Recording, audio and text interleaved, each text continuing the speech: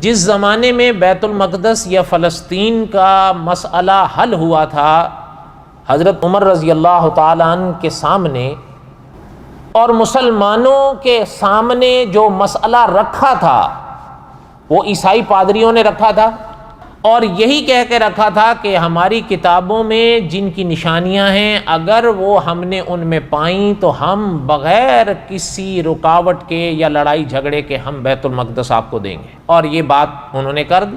معاہدہ ہوا حضرت عمر رضی اللہ تعالی عنہ میں اور ان میں، وہ بھی تاریخ میں ہیں۔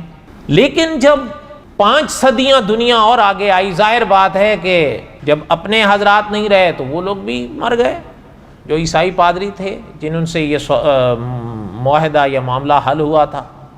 تب کچھ عیسائی سامنے آئے اور ان کو یہ چیز بھانے نہیں لگی کہ بیت المقدس یا فلسطین اسلامی حکومت کے جھنڈے تلے رہے۔ ہاں، یہ بھی مورخین نے لکھا ہے کہ پتہ چلتا ہے کہ یہ ان کی سیاست تھی، یہ کوئی مذہبی مسئلہ نہیں تھا، اس لیے کہ مذہبی مسئلہ تو صدیوں پہلے ان کے پادریوں نے حل کیا تھا۔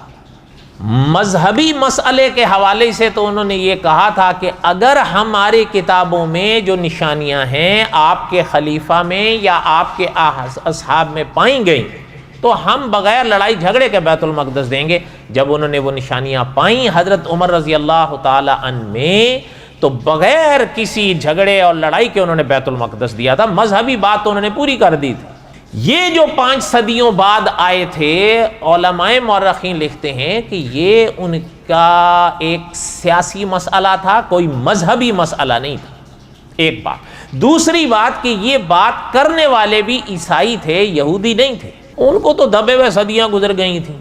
اب جب ظاہر بات ہے اب یہ مسئلہ تو چلیں، ان کو نہ بھانے والی بات تو یہ ہے کہ ان کو نہیں بھا رہا تھا کہ بیت المقدس یا فلسطین اسلامی حکومت کے نیچے رہے، لیکن وہ یہ بات خوب سمجھتے تھے کہ فلسطین ہو یا بیت المقدس ہو، اس کو مسلمانوں سے واپس لینا کوئی آسان کام نہیں ہے۔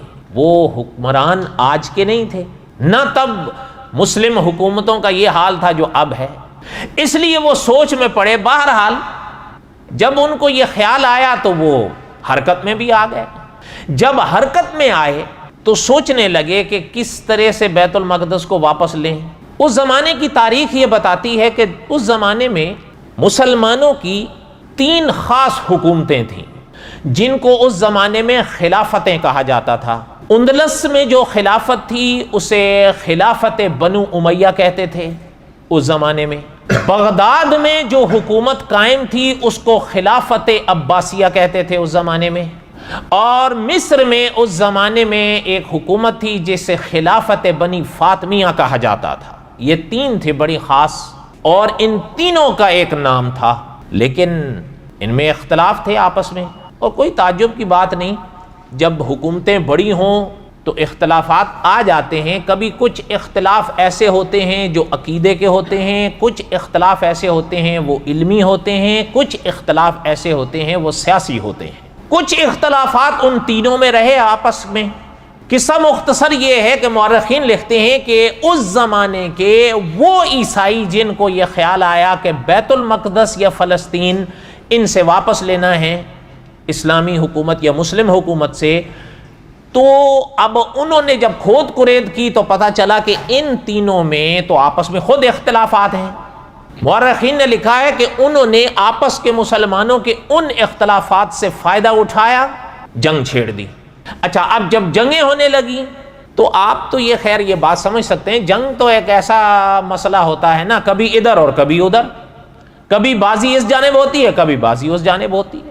قصہ مختصر یہ ہے کہ وہ عیسائی آگے بڑھ گئے اور اس موقع پر ان کو کامیابی ہوئی، مسلمان جنگ ہار گئے، اور بیت المقدس واپس، یعنی حضرت عمر رضی اللہ تعالی عنہ کو جو فتح نصیب ہوئی تھی، اس کے بعد قریب 5 صدیوں کے جب یہ لوگ اٹھے، انہوں نے آگے کوشش کی، تو عیسائیوں کو بیت المقدس یا فلسطین پر واپس حکومت حاصل ہو گئی، مسلمانوں کے ہاتھ سے چلا گیا، وہ ہار گئے۔